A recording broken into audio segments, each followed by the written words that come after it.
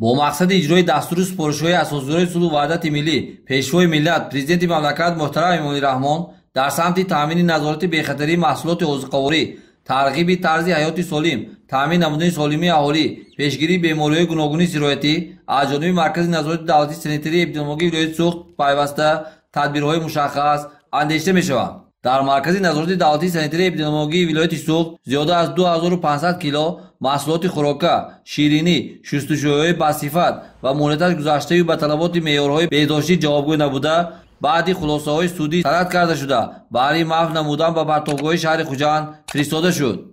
باید قید نمود که این محصولات در نتیجه بردن کارهای ترغیباتی و تشویقاتی و گذراندن مانیتورینگ دریافت و از جانب صاحبکاران و شرکت‌های اختیاران به مرکز نظارت دولتی سانیتری اپیدمیولوژی ولایت با مقصد محونمایی سپرده شد. از همه خریداران و فروشندگان حدود ولایت سوخت دعوت می‌نمایم که در رفت خریدن محصولات باید نظر کنند به مورد استعمال آنها. شرکت‌های وارد کننده محصولات و فروشندگان باید سلامتی ملت را که آن را بایگری اساسی دولت مینامند از هر گونه منفعت و ارزش‌ها بالاتر دانند و از وارد نمودن چنین مواد پس‌صفت و فروش آن خودداری نمایند.